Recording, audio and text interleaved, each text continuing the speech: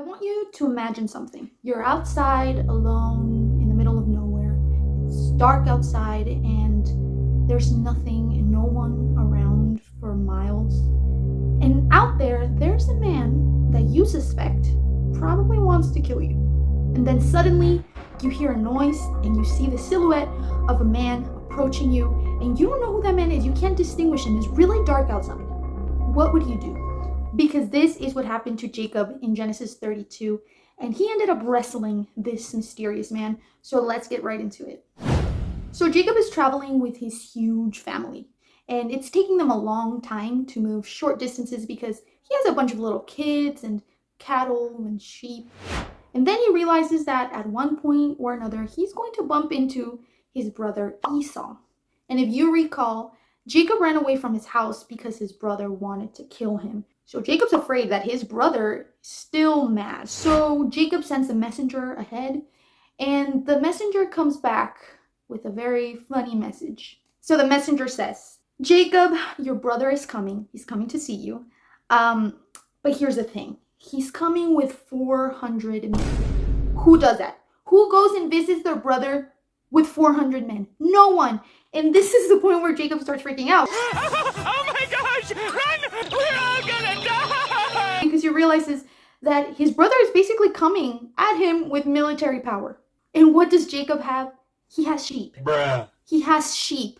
How are sheep going to help him? He has little kids. He has women. He has servants. He has cattle. He's not a match for 400 men. So Jacob comes up with a strategy.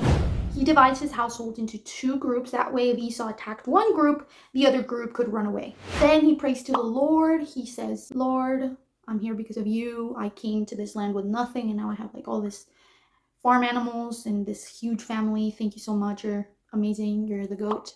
But I need salvation right now. We should take this as a great example. Turn to God in your moment of need. Run to him, seek him, and he will make way for your salvation.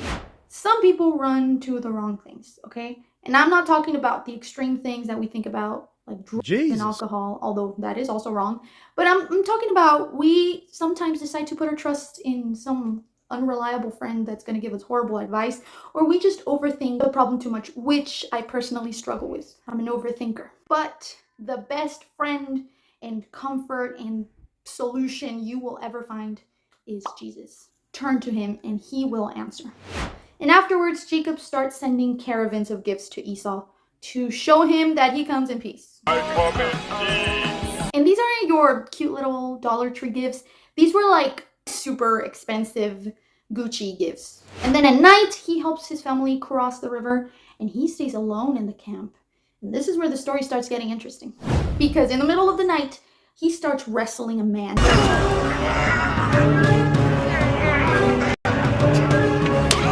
And the Hebrew word used for man in this part of the Bible is enosh. It means mortal man. Some people think, oh, this was like an angel, a divine being. No, this was flesh and bone he was fighting with. It says that they wrestled until dawn. That's a couple hours. And then Jacob was so crazy that the man couldn't even defeat him.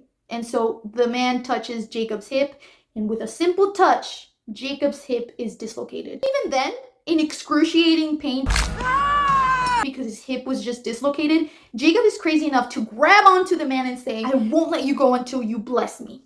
My question for you guys is, if you're throwing punches with someone, you're beating each other up, the dude just dislocated your bone, and then you ask him for a blessing? I don't think so.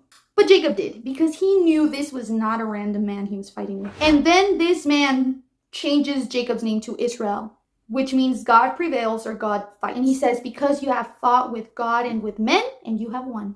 So the simple interpretation, we can say that Jacob fought with God. He was struggling with his faith and with his trust that God would help him through his situation. And he was also struggling with men. He had this lifelong fight with his brother. And here God was telling him, I'm giving you victory on both aspects.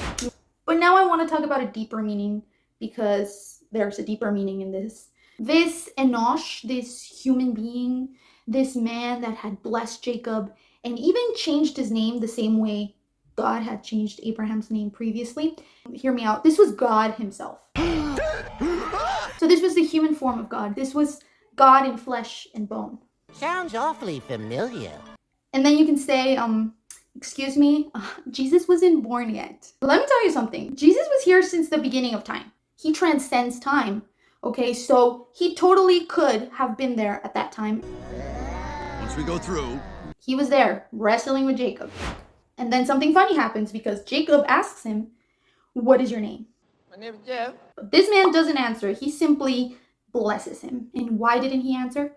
Let me give you some history lesson just really quick. The people of Israel didn't have a name for God. They referred to God as Adonai, which means my Lord, or El Shaddai, God Almighty. Or in like the most reserved moments, they would call him Yahweh, which means I am or I exist. But there is no name given to us of God before Jesus Christ. Because in Acts 4:12 it says, God has given no other name under heaven by which we must be saved. We have the privilege that we know that name. That name is Jesus, and we can proclaim it. So Jacob wanted a name because their God didn't have a name. He wanted to know, what is the name of my God? And then you can say, nah. No, Jacob knew this wasn't God. Then why did he name the place Peniel? Okay? He named the place Peniel, which means face of God. That's why he said, I saw the face of God and I didn't die? How is that possible? Well, that's how Jesus works, my friend. And then after this, we have the beautiful reunion of Esau and Jacob. Guess what? Esau wasn't even mad. Or if he was, God worked with him, because he comes and he kisses his brother. He hugs his brother, and they have this beautiful, heartfelt reunion.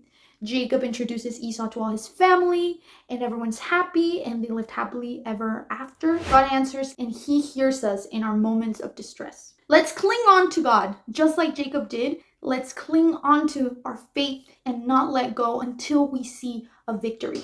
And also, it's important to note that even in the Old Testament, the whole Bible is a revelation of Jesus Christ. He was the plan of salvation since the beginning, and although his story wasn't written yet on earth during this time, it was already written in eternity.